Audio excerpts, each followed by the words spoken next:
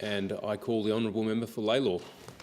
Why, thank you, Deputy Speaker. The member for Lawler is pleased to speak on this motion and would give a thank you to the member opposite who has moved this motion this evening, Deputy Speaker. Since joining the Parliament, my Labor colleagues and I have done all in our power to support our agencies in their efforts in counter-terrorism, both here and in other countries. In government, Labor did the same. Success in preventing terrorism, as we've heard tonight from many speakers, is the key. We know that the current threats are likely to come from within, Deputy Speaker, as the motion lists the successful counter-terrorism activities that have prevented in recent years terrorist acts that were being planned on our shores. But, Deputy Speaker, I'd like to stress that we cannot, particularly in this place, be paralysed by fear. We must listen to the experts.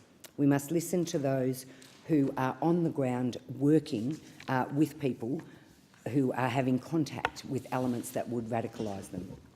Deputy Speaker, we must be in touch. We must build trust between the community and our agencies, our counter-terrorism agencies and our security agencies. That is key in our efforts to ensure that we are doing, as previous speakers have suggested, that we are doing as much as we can to ensure that we are preventing the radicalisation of people in our community. Deputy Speaker, we've heard a little about countering violent extremism, and I would also wish to speak on that. It is critical in keeping us all safe, and our agencies have been forthcoming in highlighting the importance of prevention, and in order for us to do that, we need to ensure that we have that trusting relationship. We need to be actively building trust between the community and between our agencies. We need all Australians to feel assured that they can contact someone if they are fearful, that they know someone who is being radicalised in any way, Deputy Speaker. And I would make the point that that as we've seen today in London, terrorism comes in many forms, Deputy Speaker. The notion that terrorism is limited to one set of people in our community is very naive.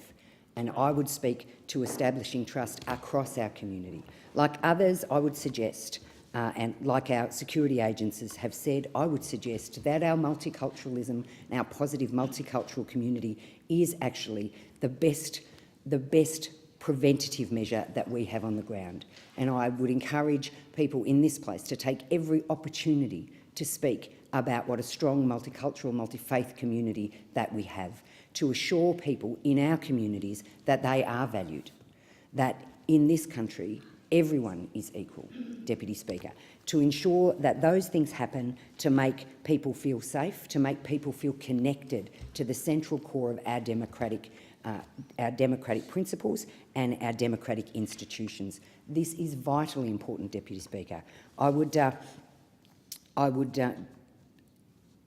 support the notion that our multiculturalism and our support for multicultural policies that our society and the majority of mainstream Australian politicians often express is an example of a primary counter-violent extremist action, Deputy Speaker, and I would encourage people to do so often at home in their electorates and in this place, Deputy Speaker, because there are people in our community who are easily radicalised, people who feel marginalised, people who feel isolated, people who live lives where they feel that they are not being heard, Deputy Speaker, and that is the breeding ground for people to see themselves as separate to Australian society and therefore looking for someone to blame, Deputy Speaker. So there are lots of things that go in place here, but I think that's probably the most important. The second part, I would say, is having come from an education background, I would suggest, strongly suggest, having seen the number of